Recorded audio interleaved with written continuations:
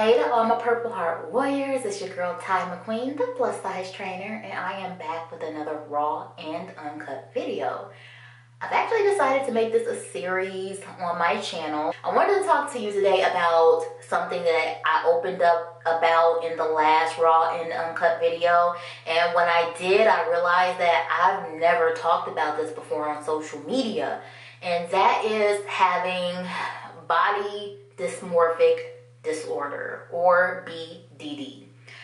I have been dealing with this since losing weight, and it's something that a lot of people who have lost an extreme amount of weight deal with. So for those of you who do not know what it is, I am going to give you basically a textbook version of what BDD is, or body dysmorphic disorder. And I'm going to put some links down below for anybody that wants more information about BDD. BDD is a mental illness involving obsessive focus on a perceived flaw in appearance. The flaw may be minor or imagined, but the person may spend hours a day trying to fix it. The person may try many cosmetic procedures or exercise to excess. People with this disorder may frequently examine their appearance in the mirror, constantly compare their appearance with that of others, and avoid social situations or photos. So just to give you guys a little bit of background, my issues with food began when I was 5 years old. At that time in my life, my mom was dating a man, or lack thereof, who was very abusive, and he used to basically beat her up in front of me and my brother, and it was on a consistent basis. He used to say to us that if you tell anybody, I'm going to kill your mom and nobody's ever going to find her body. And then my mom would be like, you know, don't tell anybody what's going on in the house. I can't even describe how I used to feel. I just like such an overwhelming feeling of helplessness and not knowing what to do. I mean, I'm 5 years old at the time when this started, and this probably went on in my life. I had to witness for about 3 to 4 years. And I remember one day he was beating my mom up, and they're in their room, and I'm just hearing her crying and him yelling and all this commotion. And I just went to the kitchen and I started picking in the leftovers, and I started eating, and it just made me feel good, because I felt like if I couldn't call the police or get help for my mom or have a way to express how I was feeling, then food was the best thing for me. And, you know, that's basically where my problem started. So fast forward, you know, I've been overweight for the majority of my life. I've definitely struggled with an eating disorder my entire life. And it has just, you know, progressively got worse. It affected my moods, it affected my health, and, you know, 7 years ago I decided to take control of that by losing weight. But the thing about losing weight is there are things that happen that you don't realize are going to happen to you when you go on this journey. And you always think like, I'm going to lose weight and I'm going to feel better and I'm going to love myself, I'm going to get to my goal. And honestly, I feel like I had a lot more problems uncovered from losing weight than I did being overweight. Like, I never looked at my body the way I look at it now in such a critical manner, being overweight. I was 282 pounds at my highest, and I was still a confident girl, even though I had, you know, times where I was like, oh, I'm fat, but, you know, it really didn't bother me as much as it probably bothered other people, or at least not until it started to affect my health. But losing weight, it uncovers, it's like peeling back the layers of an onion. So the more weight I lost, it was like the more flaws I seen. And even at my smallest weight of 147 pounds, the biggest thing that pained me was my stomach, my little pouch, my flap of loose skin, my fupa, whatever you want to call it. Like, I've talked about it a little bit on Snapchat, but You know, I started doing this thing called body appreciation, where I would look in the mirror and I would just appreciate my body and look at, you know, celebrating about like where I used to be to where I am now. And, you know, I'll be on Snapchat doing it every morning, and I'll be dancing and smiling in the mirror and, you know, just kind of taking poses of my body and whatnot. But when that camera wasn't on, I was crying. I was being so body negative and so critical. And when I look at myself in the mirror, like sometimes I just see the 282-pound me. I don't see what I look like right now. It's like, this has affected me in so many ways. Like, even last year, I had a lot of videographers and photographers that want to work with me. I wouldn't do it. I was so, like, I had so much anxiety over my body. Because the thing is, the smaller I get, the more noticeable to me it looks. When I get smaller and I'm seeing the rest of my body small, and then it looks like I have a fucking watermelon on my stomach, it's like, oh my God, it's the only thing that I can see. And I literally will obsess over it. I cry over it. Like I said, I've avoided social events because of it. Like when we were in Miami a few months ago, we went in a club and I almost had a full-on panic attack because I was like, for whatever reason, I just thought people were staring at my stomach. There was so many people in there, and I just felt so uncomfortable. I had to leave, and I went and sat in the car, and I just waited because I could not deal with the anxiety of being around so many people and thinking that they're judging me. And you know what? They probably weren't. That's the thing with BDD, is that whatever you feel is your biggest flaw that you can't stop focusing on, most people either one, don't notice it, or two, find it to be a minor issue.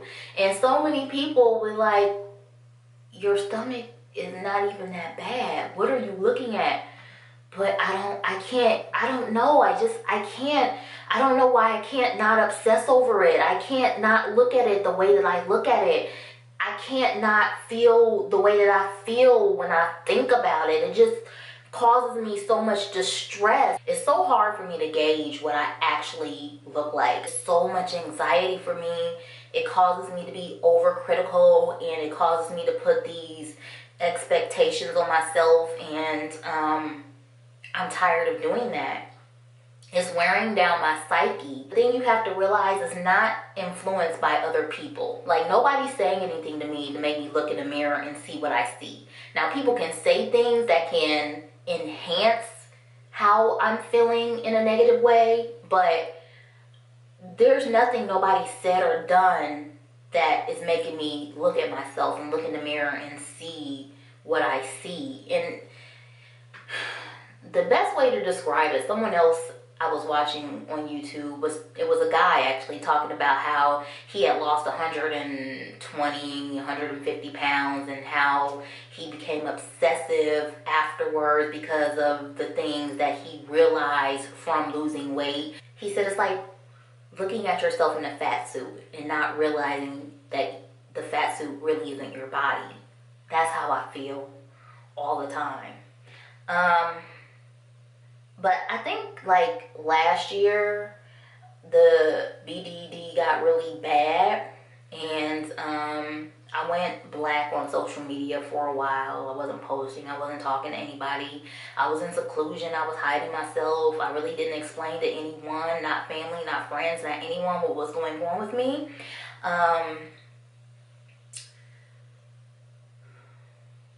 It was really hard for me at that time because I got small, and instead of seeing that I looked good, I couldn't see anything but my stomach.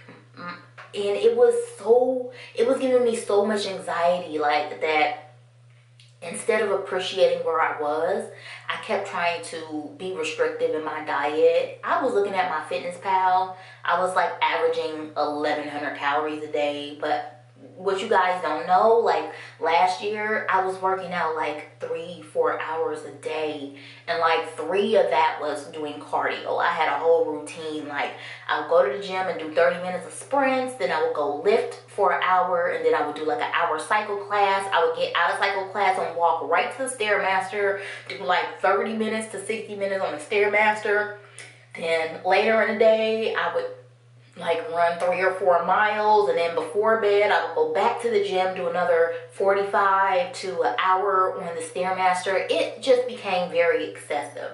And like I said, my body does not handle stress well. I was under eating and overworking myself, and then having outside stresses, like just basically what shut my body down. And when you've been in a restrictive mode for so long, you make your body more susceptible to gain fat. And that's how I rebounded the 45 pounds. My body just got to a place where it was like, we're not doing this anymore.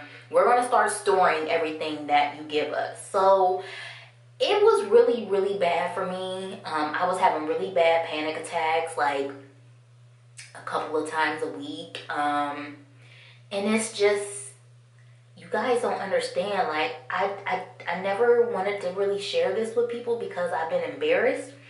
Because people have called me ungrateful.